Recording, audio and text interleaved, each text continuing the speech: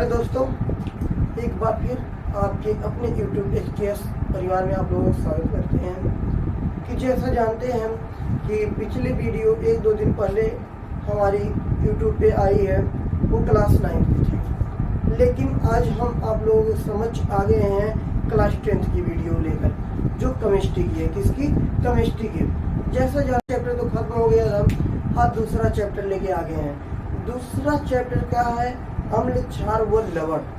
दूसरा लेसन का नाम है अम्ल, क्षार व लवण।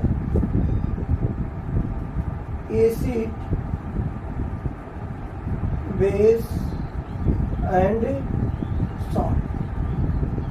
तो एक एक करके सबके बारे में जानेंगे। आखिर एसिड क्या होते हैं, एसिड्स, और बेसिस क्या होते हैं, या फिर एंड सॉल्ट्स क्या होते हैं। ठीक है, एसिड क्या होता है, बेस क्या होता है, और क्या सॉल्ट क्या होता है।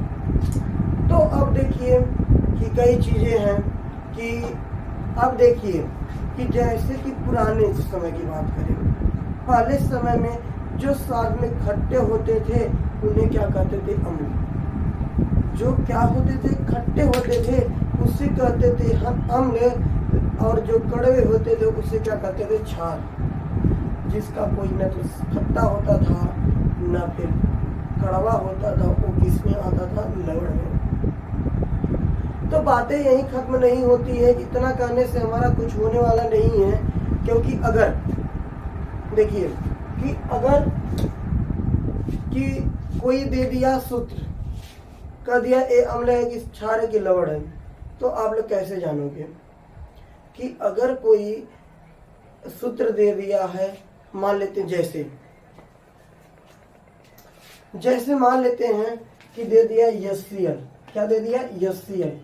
तो ये हाइड्रोक्लोरिक है। क्या? हाइड्रोक्लोरिक अम्ल है। अब क्या आप लोग चखेंगे इसको तब बताएंगे, फार्मूले को चख के नहीं बता पाएंगे। तो आइए कुछ करते हैं, कुछ सीखते हैं। अच्छा, अम्ल क्या होता है, क्षार क्या होता है, और लवण क्या होते हैं। इस क्लास में इसी के बारे में चर्चाएं होंगी कि अम्ल क्या होते हैं, क्षार क्या होते हैं, और लवण क्या होते हैं। जैसा आप लोग जानते हैं कि आ जाइए पहले देख ही लेते हैं। तो अब आ गए कि आर्हेनियस के अनुसार, किसके अनुसार? आर्हेनियस के अनुसार अगर चलें तो ये क्या बताए थे कि वे पदार्थ, क्या? वे पदार्थ जो जलीय विलयन में H+ आयन देते हैं। ठीक है, कि वे पदार्थ जो जलीय विलयन में H+ आयन देते हैं वो क्या कहलाते हैं? अम्ल कहलाते हैं। क्या कहलाते हैं बच्चों? अम्ल कहलाते हैं। कि मान लेते हैं कि वे पदार्थ जो जलीय विलयन में क्या करते हैं? H+ आयन देते हैं, वे क्या कहलाते हैं? वे अम्ल कहलाते हैं, एसिड जिसे कहते हैं। ठीक है, तो अब देखिए कि जैसे कोई अम्ल ले लेते हैं, कि जैसे इधर ले लीजिए HCl। जब इसको जल में घोलेंगे H+ आयन देंगे। क्या देंगे? H+ आयन देंगे, Cl लेंगे। इसको हम लोग को नहीं देखना, बस किसको देखना? H+ आयन को। जो भी अम्ल होंगे वो अपने जलीय विलयन में क्या देंगे? H+ आयन देंगे ही देंगे। तो और देखते हैं H2SO4 को देखते हैं, ये भी बनेगा H+SO4-2। तो इन दोनों में कॉमन और हम ले लेते हैं HNO3। तो अब ये बनेगा H+NO3-। सब तीनों चीजों में क्या कॉमन मिल रहा है बच्चों? ये देखते हैं, सब में H पॉजिटिव मिल रहा है, H पॉजिटिव मिल रहा है। तो अब एक कह सकते हैं कि वे पदार्थ जो जलीय विलयन में H पॉजिटिव आयन देते हैं, H+ आयन देते हैं, H धन आयन देते हैं, उन्हें क्या कहते हैं? अम्ल कहते हैं। समझे कि नहीं आप लोग? तो अब आती है बात, आखिर ये अम्ल का निर्माण कैसे होता है? अम्ल का निर्माण कैसे होता है, क्षार का निर्माण कैसे होता है और लवण का निर्माण कैसे होता है। ये सब भी बताएंगे, लेकिन आप लोगों को धैर्य रखना पड़ेगा। तो आगे चलिए, इतना बातें हो गई कि आर्हेनियस के अनुसार अम्ल क्या होते हैं कि वे पदार्थ जो जलीय विलयन में H धनायन देते हैं उन्हें क्या कहते हैं, उन्हें अम्ल कहलाते हैं। कि कुछ चीजें होती हैं अम्ल की, ठीक है, अम्ल खट्टे होते हैं, नीले लिटमस को लाल कर देते हैं, ये सब इसके भौतिक गुण हो गए। क्या हो गए? भौतिक गुण हो गए कि अम्ल स्वाद में कैसे होते हैं, खट्टे होते हैं, और नीले लिटमस को लाल कर देते हैं। ये इसके दो इम्पोर्टेंट भौतिक गुण है। भौतिक गुण में आज जरा देख लेते हैं कि पहले क्या होते हैं, खट्टे, क्या होते हैं दोस्तों, खट्टे होते हैं। दूसरे क्या होते हैं, नीले लिटमस को क्या कर देते हैं, लाल कर देते हैं। कभी कभी आप लोगों को एक कंफ्यूजन होती है कि लाल को नीला करेंगे या नीले को लाल करेंगे। एक नाम देखिए, कौन सा नाम देखना है, अ से अनिल, क्या, अनिल। तो अ से अम्ल होता है, न से नीला होता है, लाल। मतलब अम्ल जो होते हैं वो नीले लिटमस को क्या कर देते हैं, लाल कर देते हैं। यही क्या कहलाते हैं, अम्ल कहलाते हैं। अब देखिए, इतनी सी बातें हम लोगों की हो गई है, तो आगे चलें, आगे देखते हैं कुछ चीजें। तो आप लोग ये भी सोचते होंगे कि अब देखिए कि अम्ल का निर्माण कैसे होता है, क्षार का निर्माण कैसे होता है, ये बताएंगे नहीं। कि अगर आप लोगों को कुछ पता होगा तो बताइएगा, अगर नहीं पता होगा तो फिर कमेंट बॉक्स में कमेंट करिएगा कि अम्ल का निर्माण और क्षार का निर्माण भी बता देंगे। लेकिन अभी नहीं बताएंगे। क्यों नहीं बताएंगे? क्योंकि हम लोग बहुत पीछे चल रहे हैं, अभी हम लोग बहुत आगे जाना है। तो आइए, इधर इतनी सी बातें हो गई। अब कुछ अम्लों के गुण पढ़ ले या पहले क्षार पढ़ ले, क्या पढ़ ले? पहले अम्ल पढ़ रहे हैं तो अम्ल को बहुत रासायनिक गुण पढ़ ले। क्या? अम्ल के रासायनिक गुण का अध्ययन कर लेते हैं, फिर आगे चलते हैं।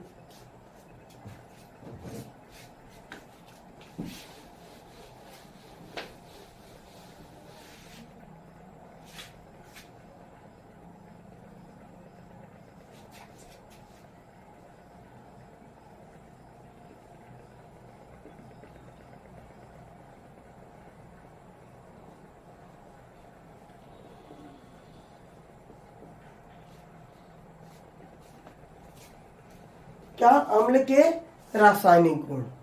पहली बात है कि अम्ल जब क्रिया करते हैं धातुओं के साथ, किसके साथ? जब धातुओं के साथ क्रिया करते हैं तो क्या बनाएंगे, रिएक्शन में समझें या बता देते हैं कि अम्ल जब धातु के साथ अभिक्रिया, धातु के साथ अभिक्रिया, अम्ल जब धातु के साथ अभिक्रिया करते हैं, अम्ल जब धातु के साथ अभिक्रिया करते हैं तो हाइड्रोजन गैस मुक्त करते हैं। क्या मुक्त करते हैं? हाइड्रोजन गैस मुक्त करते हैं। उसके साथ साथ एक सॉल्ट बनाते हैं, लवण बनाते हैं। तो देखिए कि मान लेते हैं Mg4, तो एक अम्ल है, एक क्या है, धातु है।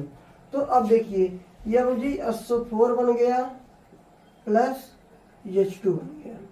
क्या बन गया? MgSO4 और H2, ये क्या हो गया, ये हमारा लवण है, ये क्या हो गया, हमारा हाइड्रोजन गैस है।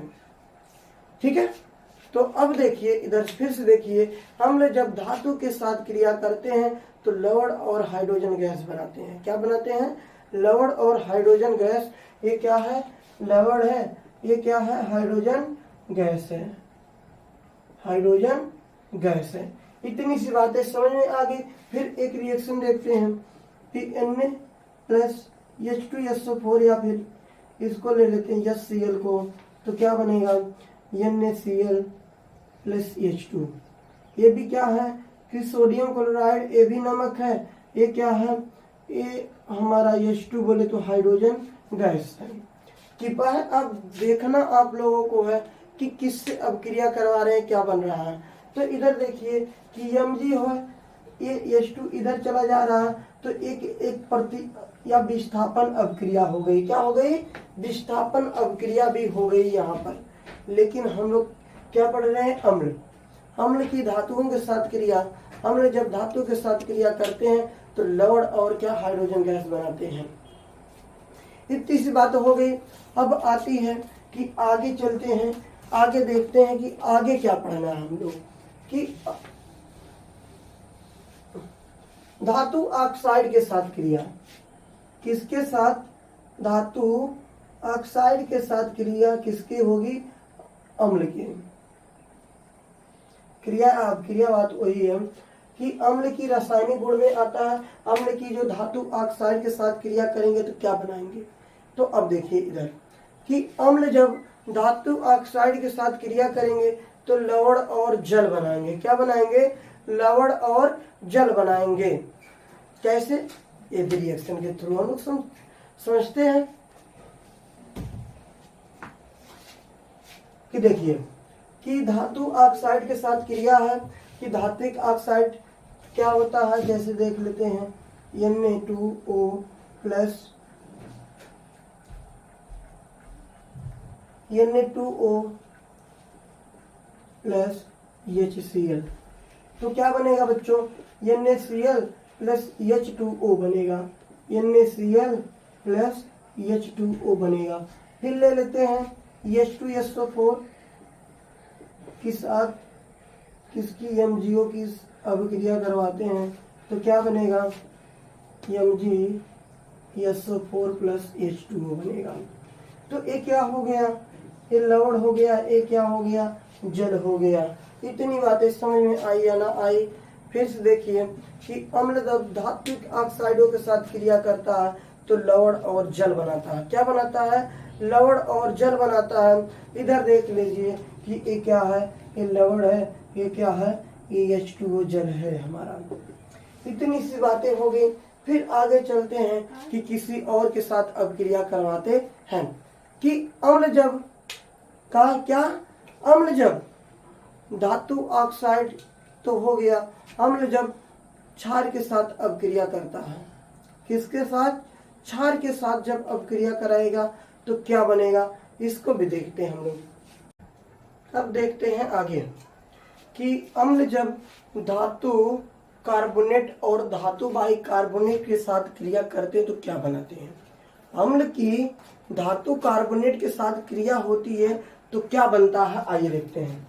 किसके साथ, धातु कार्बोनेट के साथ क्रिया, कार्बोनेट के धातु अम्ल जब धातु कार्बोनेट के साथ क्रिया करता तो क्या बनता है, किसके साथ, धातु कार्बोनेट के साथ क्रिया करता तो क्या बनाता है कि धातु कार्बोनेट के साथ अभिक्रिया।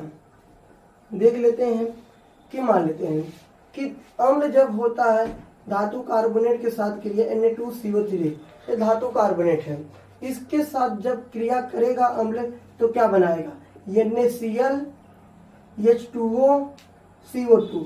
क्या बनाएगा, NaCl H2O CO2।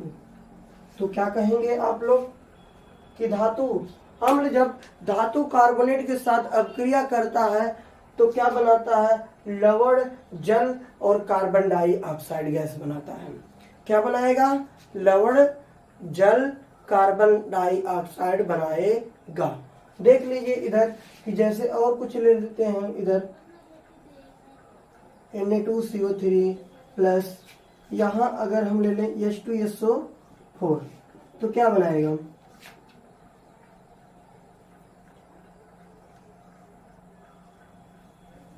Na2SO4 plus H2O plus CO2 क्या बनाएगा, लवण हो गया, जल हो गया, कार्बन डाइऑक्साइड गैस। धातु बाइकार्बोनेट के साथ अभिक्रिया किसकी, अम्ल की। तो अब देखिए इधर बिल्कुल ऐसे रिएक्शन ए भी है, थोड़ा सा है। धातु बाइकार्बोनेट के साथ अभिक्रिया, धातु बाइकार्बोनेट के साथ अभिक्रिया किसकी, अम्ल की। अम्ल जब धातु बाइकार्बोनेट के साथ अभिक्रिया करता है, अम्ल जब धातु बाइकार्बोनेट के साथ अभिक्रिया करता है तो क्या बनाता है, वही कंडीशन यहाँ भी होगी, लवण, जल और कार्बन डाइऑक्साइड गैस। सेम वही प्रोसेस है, सेम वही प्रोडक्ट बनेगा कि अम्ल जब धातु बाइकार्बोनेट के साथ अभिक्रिया करता है तो क्या बनाता है, लवण, जल और कार्बन डाइऑक्साइड गैस बनाता है। देखिए इधर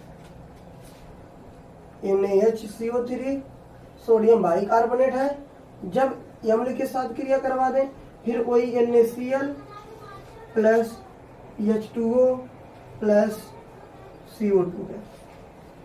ठीक है, क्या बनाएगा कि NaCl, H2O और CO2 गैस कि अम्ल जब धातु बाइकार्बोनेट के साथ क्रिया करेगा लवण, जल, कार्बन डाइऑक्साइड गैस बनाएगा। इतनी सी बातें हो गई। अब हमको लग रहा कि NF पर्याप्त है, इतना पढ़ना आप लोगों को। इतने में से पक्का है कुछ न कुछ आप लोगों को जरूर मिलेगा पेपर में। तो अब आती है किसकी बातें, अब आती है क्षार की बातें। ठीक है, तो अब क्षार की बातें होती हैं तो क्षार दो होते हैं। अब दोस्तों आप लोग ये नहीं जानते होंगे कि क्षार और क्षारक में क्या अंतर होता है। किसमें क्षार और क्षारक में क्या अंतर होता है ये पता है कि नहीं पता है? नहीं पता है तो इस क्लास में हम बता दें या फिर रहने दें? बताएंगे जरूर, आप लोग बने रहिए हमारे साथ कि कोई भी टॉपिक ऐसी नहीं होगी। अब काफी लोगों को पता होगा क्षार और क्षारक में कोई अंतर नहीं होता, लेकिन अंतर होता है। क्या होता है? अंतर होता है। कैसे अंतर होता है वो हम लोग यहाँ बताएंगे। आप लोग सुन या जो नहीं आता है तो आप लोग बताते रहिए। ठीक है, तो आप लोग टेलीग्राम, इंस्टाग्राम कुछ भी यूज करते हैं, अगर कहीं नहीं तो वहाँ मैसेज करके आप लोग बता सकते हैं। ठीक है, तो आइए देखते हैं कि क्षार क्या होता है, क्षारक क्या होता है।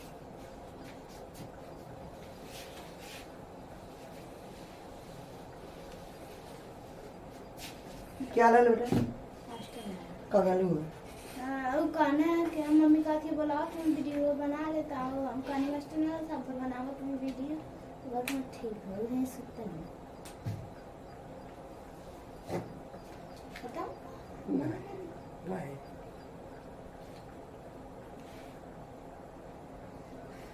मैं कहा कि करता हूँ, मैं का भी पढ़ लूँगा। ये हमारा कितना हमने वो बड़ा आना कर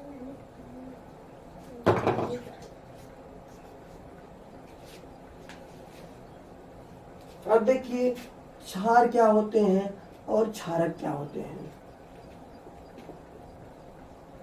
कि इसमें तो डिफरेंट होता है, अंतर होता है, लेकिन ये नहीं पता होगा कि क्षारक कौन होते हैं और क्षार क्या होते हैं। तो अब देखिए आप लोगों को बता देते हैं कि जैसे कि जो या फिर ऐसे कर दें क्षारक की बातें हो जाए कि देखिए कि वे पदार्थ जो जलीय विलयन में OH नेगेटिव देते हैं वो क्या कहलाते हैं? क्षार कहलाते हैं। क्या कि वे पदार्थ जो जलीय विलयन में OH नेगेटिव आयन देते हैं वे क्या कहलाते हैं? क्षार कहलाते हैं। तो अब देखिए कि जो वे क्षारक जो पूरी तरह कि वे क्षारक जो पूरी तरह वे क्षारक जो पूरी तरह जल में घुल जाते हैं, जल में घुल जाते हैं, क्षार कहलाते हैं।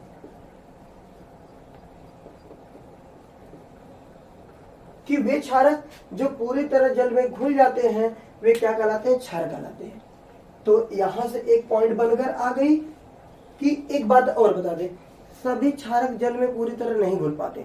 जो घुल जाते हैं उसे क्या कहते हैं? क्षार कहते हैं। जो नहीं घुलते उन्हें क्या कहते हैं? क्षारक कहते हैं। तो अब देखिए सभी क्षार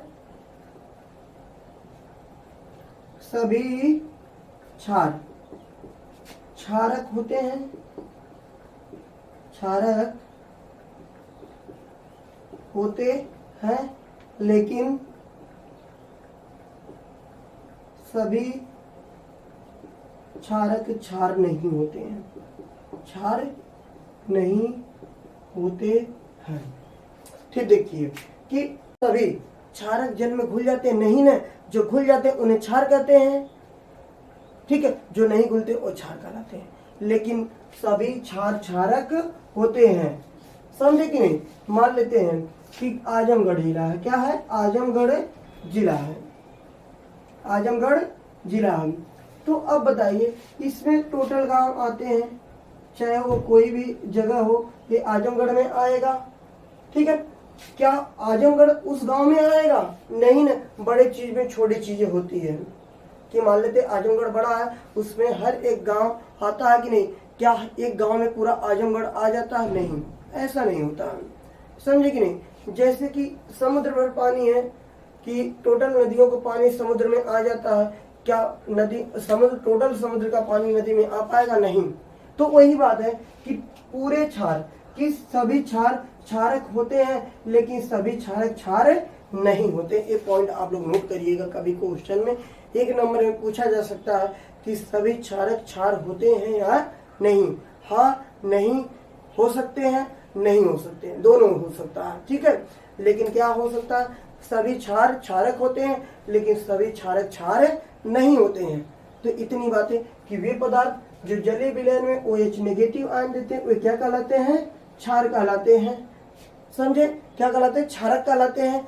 वे क्षारक जो जल में घुल जाते हैं वे क्षार कहलाते हैं, जो जल में अघुलनशील होते हैं वो क्या कहलाते हैं, क्षारक कहलाते हैं। कि जैसे क्षार क्या क्या होंगे, KOH, NaOH हो गया, ये सब क्या होते हैं, क्षार होते हैं।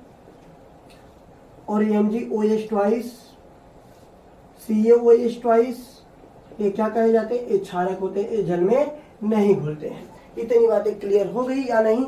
अगर हो गई हो तो आगे बढ़े, नहीं हुई हो तो आप लोग फिर से कहिएगा, फिर से समझा देंगे। लेकिन अब देखिए कुछ बेसिक चीजें आती है तो उसके बारे में चर्चाएं कल होंगी, या फिर 2 चीजें बता दे भौतिक गुण के बारे में। क्षारक के भौतिक गुण होते हैं 2 ही बताएंगे इसमें भी। कि अब देखिए कि क्षार के गुण होते हैं, एक कड़वे होते हैं, क्या होते हैं, स्वाद में कड़वे होते हैं। और दूसरा होता है कि नीले लिटमस को लाल कर रहा था, ये लाल को नीला करेगा, लाल को नीला करेगा। मतलब कि इनका विलयन कैसा होता है, कड़वा होता है, या स्वाद कैसा होता है, कड़वा होता है। और ये लाल लिटमस को क्या कर देते हैं, नीला कर देते हैं। ठीक है दोस्तों, आज के लिए यहीं पर वीडियो को खत्म करते हैं। फिर अगले या फिर आ जाइए कि 2-3 हेडिंग और बता देते हैं, कि रहने देते हैं, मुझे नहीं कंफ्यूजन में है। ठीक है, तो आज के लिए इतना ही। अब क्षार के जो भौतिक गुण रासायनिक गुण होते हैं, अब जो क्षार के रासायनिक गुण होते हैं वो आने वाली अगली क्लास में हम लोग चर्चा करेंगे। तब तक के लिए धन्यवाद। आप लोग नए हैं तो सब्सक्राइब जरूर करिएगा, वीडियो को शेयर अधिक से अधिक करिए ताकि